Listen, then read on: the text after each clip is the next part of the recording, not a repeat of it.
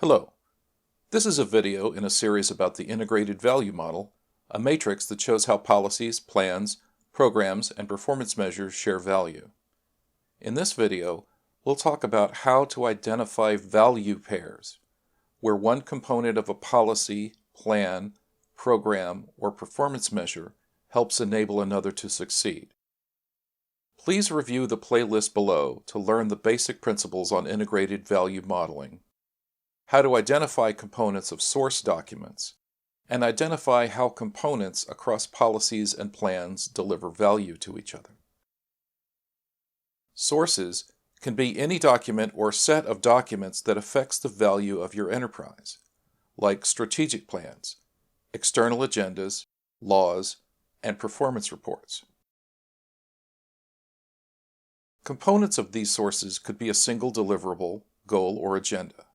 Something that, if you deliver it, helps deliver on the intent of the source document. A component of one source can add value to a component of another source, and we focus on those cross-source value pairs when we build an integrated value model.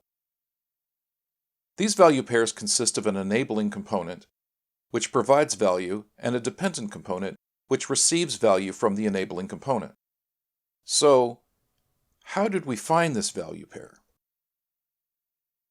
Let's look at these source documents now.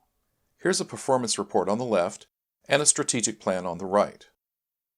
Once you've identified a component of a source, like this performance measure, that adds value to a component of another source, like this strategic objective, you can add that pair as a row in your table. If we deliver the outcome on the left, and you conclude that it will probably help deliver the outcome on the right, enter it in your data set as a value pair.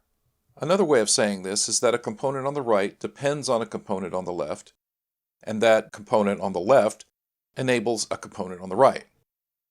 The enabling component on the left isn't absolutely essential to the component on the right succeeding. It's just a judgment call that it's more than 50% likely that if we deliver this component on the left, that the component on the right will receive value toward its end state in some measurable way. Sometimes these odds could be a quantifiable measure, but usually the mapping relies on an analyst making a qualitative judgment that a component will likely add value to another component in some measurable way. You can also find value chains across three or more sources, or daisy chaining, like how performance measures indirectly affect an external agenda by way of a strategic plan that sits in between them. We can take this strategic plan objective, 2.2, that's currently a dependent component, change the filtering to move this from the right to the left, and look at it instead as an enabling component to see what depends on it. So all those performance measures we looked at before connect to these dependent components via strategic objective 2.2 that sits in between them. Resorting the data in this method helps you find chains of value, where a component in a source, like those performance measures we looked at before, enables a component that, in turn, also serves as an enabling component of something else.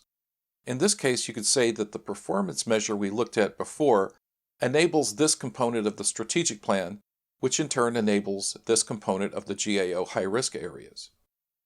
In this example, those performance measures deliver on all of these other dependent sources by passing through Objective 2.2 of the strategic plan.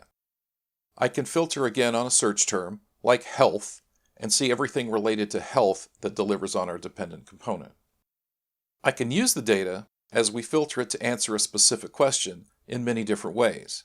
These pairings of components also drive recommendations as to how to change the components on both sides of the equations to maximize value. Thanks for watching. In the next video, we'll look at an analysis paper with recommendations for change management based on the discoveries we found in the model.